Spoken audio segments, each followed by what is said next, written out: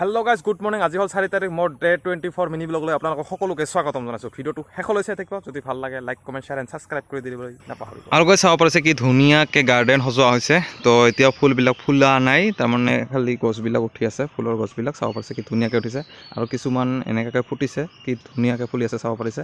আৰু কেনেকৈ গাৰ্ডেন বনোৱা হৈছে ঘৰতে। তো আপোনালোকে কেনেকুৱা পালে জনাব কমেণ্ট কৰি কিনে। আৰু আপোনালোকৰ ঘৰত এনেকুৱাকৈ গাৰ্ডেন কৰিব পাৰে, কি ধুনীয়া ধুনীয়া ফুল গছপুলি ৰুব পাৰে। আৰু এনেকৈ টাপত ওলমাই থোৱা আছে, কি ধুনীয়াকৈ চাব পাৰিছে গাইজ। তো আপোনালোকেও এনেকুৱাকৈ ঘৰখন আপোনাৰ সজাব পাৰে। তো কি ধুনীয়া ধুনীয়া ফুল চাব পাৰিছে আমাৰ ঘৰতে আছে, আৰু আপোনালোকেও এনেকুৱা কৰক।